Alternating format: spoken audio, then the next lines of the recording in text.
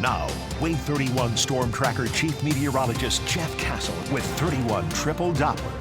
Be nice to get that rain moved out of here. It was loud at times. It was, yeah. Sometimes Mother Nature can be a little humbling. We weren't expecting it to be quite this active, certainly not the degree of severe weather that we had. It was all hail, though, nothing else. That was pretty much it. But that did its own problems across the area as a result of those storms moving through. But we're past all that now.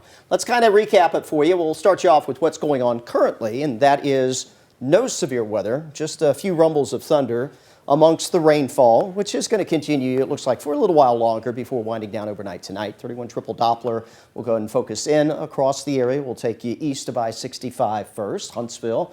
Got some mostly light to moderate rain coming through. Much of Marshall and DeKalb County are covered up with rainfall. A couple heavier downpours here north of Fort Payne. Maybe a little small hail out of that, but really just some thunder and lightning, and again some heavier rains in that part of the area. Back west of I-65, rain's pretty widespread. Athens, Decatur, all the way back into the Shoals, northwest Alabama. And again, some occasional rumbles of thunder, but we're not seeing any indications of any additional severe weather out in this direction. Again, it was hail. This is a look back at our hail tracker starting this afternoon, and you can see those individual tracks of large hail. Some of them moved from the Shoals into Coleman County.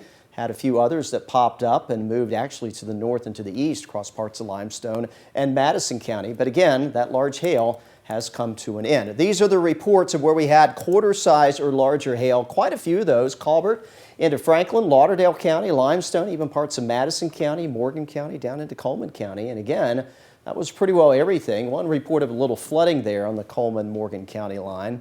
But again, as far as severe weather goes, all hail. And I guess we'll take that compared to the alternative, which would be strong damaging wind and, of course, tornadoes. We saw none of that out of this activity.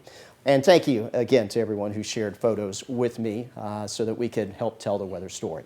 All right, rest of this evening and tonight, this is just rainfall, a couple of embedded rumbles of thunder. That'll be about it. We're still dealing with that around midnight, but after that, we will see a rapid decrease in rain activity and likely a clearing trend for many of us heading into daybreak on your Friday. Those of you that do have a few clouds first thing in the morning, those will disappear, and we will be looking at sunshine pretty well across the board heading into your Friday afternoon. And we're going to keep some of that sun going into the weekend, especially Saturday. Looks like a perfect day, 72. Few clouds may roll back in on Sunday, but no precip expected. And we will wrap up the weekend on a very pleasant note with temperatures Sunday also sitting there in the low 70s. That's warmer than average for this time of year. Tonight we'll eventually chill back into the mid to upper 40s by morning, so you might want to grab a light jacket, leave the rain gear at home. You won't need it. Northeast wind tomorrow is the only thing that'll hold our temperatures back a bit.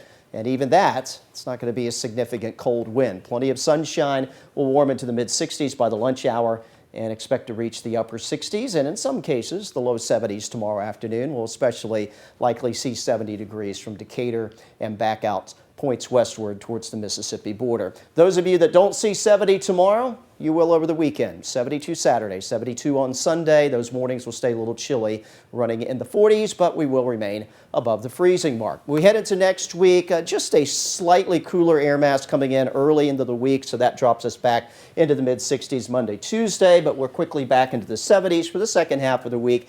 And we might sneak in a couple opportunities for some sprinkles or a few light rain showers. Right now, though, we're just kind of broad brushing the rain chances. Nothing that really jumps out as being significant next week, but at the same time, won't say it'll be a completely dry week ahead either. You know, a couple months from now, if you could say we could be about 70 degrees, 10% chance of rain. We'd take it. We'd be all Absolutely, right. yeah. I like it. Thanks, Jeff.